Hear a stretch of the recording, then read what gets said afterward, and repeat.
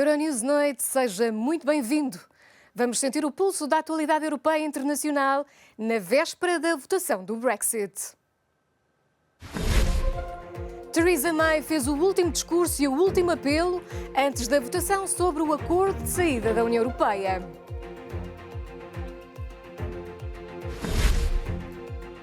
Emmanuel Macron propõe uma nova presidência aos franceses. O debate nacional no meio dos protestos dos coletes amarelos arranca esta terça-feira. Cesare Battisti já está em Itália para cumprir prisão perpétua. O ex-ativista da extrema-esquerda italiana foi capturado e extraditado pela Bolívia. A China faz história no espaço e está a desvendar o lado oculto da Lua. O objetivo da Agência Espacial Chinesa é criar uma base no satélite natural da Terra. No Reino Unido, Theresa May disse que a decisão de terça-feira sobre o acordo de saída do Reino Unido do Bloco Europeu vai ficar para sempre nos livros de história.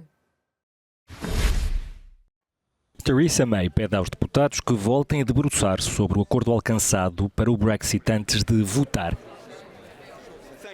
Estão em causa a segurança económica do Reino Unido e a união do país. A primeira-ministra britânica dirigiu-se à Câmara dos Comuns na tarde de segunda-feira. Por isso, peço aos membros deste Parlamento, seja qual for a vossa opinião, nas próximas 24 horas, voltem a analisar este acordo. Não é perfeito, é uma solução de compromisso. Mas nos livros de história as pessoas vão olhar para a vossa decisão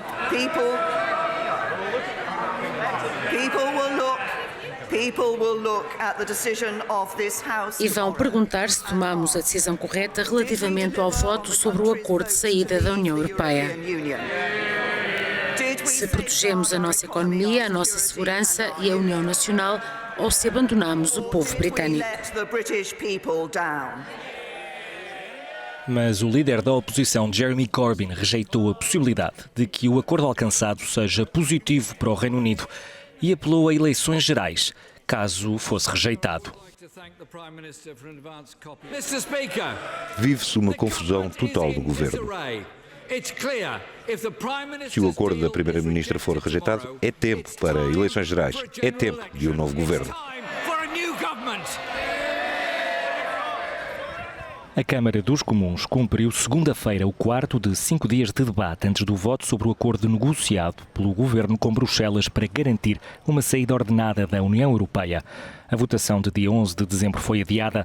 Na altura, Theresa May reconheceu que o acordo seria derrotado por uma margem significativa. As instituições europeias desdobram-se em mensagens sobre o Brexit. Na véspera da votação do acordo pelo Parlamento, Governo britânico e União Europeia trocaram cartas sobre a colaboração. Os líderes do Conselho e da Comissão Europeia fizeram o último esforço para acalmar as preocupações dos deputados britânicos sobre o acordo do Brexit. Numa carta enviada à primeira-ministra britânica Theresa May, segunda-feira, voltaram a reiterar que tudo farão para não recorrer ao mecanismo de salvaguarda que evitaria a reposição de uma fronteira na ilha da Irlanda. Idealmente, as partes negociarão um acordo de comércio logo após o divórcio, cujo período de transição vai até dezembro de 2020. Jean-Claude Juncker e Donald Tusk também disseram que poderá ser concedida uma extensão desse prazo a fim de terminar as negociações da nova parceria e evitar recorrer ao mecanismo, que de todas as maneiras seria sempre temporário. A missiva responde a uma carta enviada por Theresa May, dando conta de que os receios do Parlamento britânico podem levar ao chumbo do acordo, cuja votação decorre terça-feira. A não aprovação do acordo poderá levar a uma crise política, com eleições antecipadas ou até mesmo um novo referendo. O Brexit está marcado para 29 de março e os britânicos não deveriam votar nas eleições europeias de maio. A Ibéria pode ficar em terra por causa do Brexit. Em causa está o duplo requisito legal que exige que o capital e a gestão da transportadora aérea espanhola estejam em mãos de empresas da União Europeia, como explicou à Euronews um especialista em direito comunitário. O governo espanhol diz estar confiante de que a companhia aérea Ibéria poderá continuar a voar no caso de um Brexit desordenado, apesar da maioria do capital pertencer a uma empresa com sede no Reino Unido. Mas a Comissão Europeia tem encorajado as empresas a verificarem se cumprem as exigências legais e pode não ser o caso, segundo um especialista em direito comunitário. O problema que existe é o da propriedade e não do controle. A Iberia argumentou perante a Comissão que, embora a maioria do capital seja britânico, a gestão está nas mãos de empresas espanholas. Mas como há uma dupla condição, propriedade e controle, é possível que a Comissão não esteja convencida, como parece que não está. A Iberia transporta 19 milhões de passageiros por ano e tem 17 mil trabalhadores em Espanha. A parte espanhola tem a maioria dos direitos de voto referentes à gestão corrente, mas deverá ter de encontrar uma solução sobre o capital para não correr o risco de ficar em terra. O problema não se coloca só nos voos para o estrangeiro, mas também nos voos domésticos. No caso de um Brexit duro, a Iberia deixa de poder operar, claramente. Vai ser algo paradoxal, uma vez que o sistema é unitário. Já não existem sistemas nacionais de licença, ao abrigo do Regulamento Europeu de 2008. Será um paradoxo porque teremos uma empresa espanhola como a Iberia que não poderá operar nem sequer entre aeroportos espanhóis. Ficará impedida de fazer ponte aérea porque a empresa não cumpre as exigências relativas à propriedade previstas pelas regras comunitárias. A data oficial para o Brexit é 29 de março e o acordo prevê um período de transição até dezembro de 2020. Mas se não houver acordo, entram em vigor planos de contingência por apenas alguns meses e a aviação poderá ser um dos setores mais afetados. Em pleno turbilhão político, o presidente francês divulga uma carta aberta na qual propõe reformular as políticas nacionais com a ajuda de um questionário apresentado aos cidadãos. Numa França imersa num profundo questionamento político, embalado por quase 2 meses de movimento Coletes Amarelos, chegou a hora de um debate nacional. É assim que Emmanuel Macron justifica a escrita de uma carta aberta com 5 páginas, na qual propõe entrar em conjunto com os franceses numa nova fase da presidência. Na missiva constam frases como "vamos transformar a raiva em soluções", "construir um novo contrato para a nação", "estruturar a ação do governo e do Parlamento" e "definir as posições da França ao nível internacional". E como a tarefa é manifestamente hercúlea, o presidente quer ouvir as propostas dos cidadãos através de um questionário que será apresentado com 35 perguntas em torno de 4 temas: a fiscalidade, a organização do aparelho de Estado, a transição ecológica e a cidadania em geral, área que inclui o tão controverso dossiê da imigração. Se os franceses vão mobilizar-se para responder, essa é ainda uma outra questão. Macron salienta que não vai voltar atrás em temas como a interrupção voluntária da gravidez ou a supressão do imposto sobre as fortunas. O debate será lançado oficialmente esta terça-feira numa pequena aldeia da Normandia, no norte do país. A onda de protesto dos coletes amarelos prolonga-se há mais de 2 meses. O impacto na economia foi forte e levou à perda de vários milhões de euros, nomeadamente no turismo. 9 semanas após o início, o protesto dos coletes amarelos começa a revelar os primeiros impactos na economia gaulesa.